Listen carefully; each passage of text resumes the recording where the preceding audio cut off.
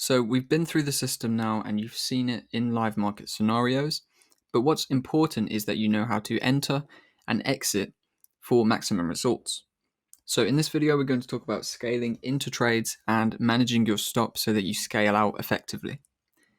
All right, first of all, we're going to talk about scaling in. I've got a nice example plotted out here on the chart.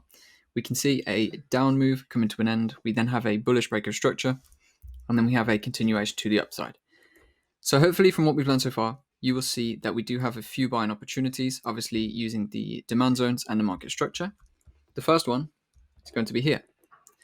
So entry one would be taken really after the initial reversal. So once we see the bullish breaker structure, we could then look for a bounce from this demand zone to enter our first position. So the first position brings a potential 10.8 R on this position. Okay, so we have a potential 10.8 times our risk if the target is hit. So this is all good. 10.8 times your risk is already brilliant. But what we can actually do to improve our results and to actually get better performance is scale into the position. Now, as you'll see, a lot of the times markets do come back and fill that inefficiency, which allows us to actually get in extra positions without adding any other risk, like this.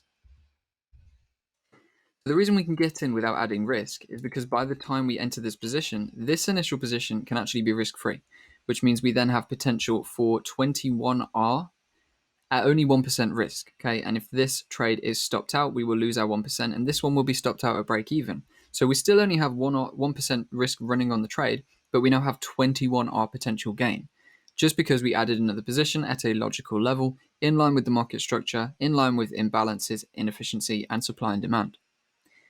So when the trade then progresses, what we can do is look for logical points to add scale-ins. We only want to be taking them if they're good enough to be taking as standalone trades. That's essentially what they are. Standalone trades following the market structure that we can continue to add to our positions without adding any risk, but with adding a lot of profit potential.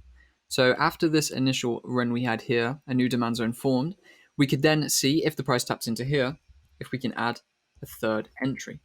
In this instance, a 6.4R entry. So at the moment, we actually have 27.4R potential gain if the trade hits the take profit and only 1% risk running on the whole position. So we've actually turned 1% risk into a 27.4R winner by the time the target is done. Scaling in doesn't have to be complicated. It simply follows the structure and simply follows everything we've spoken about. But when you're in a trade, just remain vigilant that you may be able to enter another trade following on from the one you're already in to maximize your profit potential, because the market is oftentimes going to give you logical reasons to get in, just like what we're seeing here. So that is the idea of scaling in. Now, not every trade is going to work out perfectly. Not every trade is going to hit the take profit. So how do we actually manage our stop losses to make sure we get the most out of every single trade we take? So now we're going to look at how you can ensure a win even if the market doesn't go all the way to your target. So sticking with the initial three entries we just spoke about on the scaling in page, what we're going to do now is show you how I would go ahead and manage my stop loss to make sure that we can get the best out of every trade. Now, as you'll know, we can move stop losses after we've entered a trade. I think we spoke about this in the risk management section. You should always move your stop loss to break even when possible to make sure that winners don't turn into losers. So what we can actually do to take that step further and to make sure we profit even when a trade doesn't go our way is scale our stop loss. So let's imagine this is my stop loss for now. After we've entered our first initial position and it started moving forward, what we can then do is move stop to break even. When the market then forms a new higher low, we can shift the stop loss underneath that higher low, okay? And obviously if we enter another position, we will then still have the 1% risk on the move from this initial one. But every time we then go and break structure to the upside and continue with the trend, after a new higher low forms, we can readjust our stop loss under that higher low. So after this higher high, we get a new higher low, we can move the stop losses under that higher low. Now, if then the market comes and takes that stop out, we will have still taken about 5% profit off these positions and still be, closing the day good.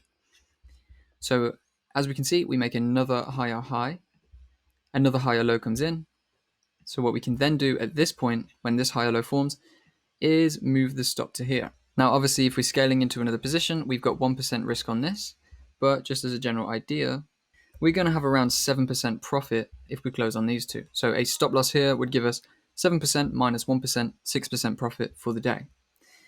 If then the market moves to the upside again and forms another higher low, we can go and move the stop to that level. So at this point, we've got a higher high form once again. We have a higher low, so we can move the stops there. Now at this point, if the market decides it doesn't want to go to our target and instead wants to come through and take us out, we will have closed out on the initial position, 1.2%, on the second position, 4.8%, and on the third position, 5.3%. So we've got 4.8 plus 1.2. So we've got 6% on these positions plus another 5.3. So we have a total of 11.3% profit, even though the trade only got halfway to target before tapping us out. So this is how we can actually manage our stops to make sure we make a lot of profit, even if a trade doesn't go all the way to targets.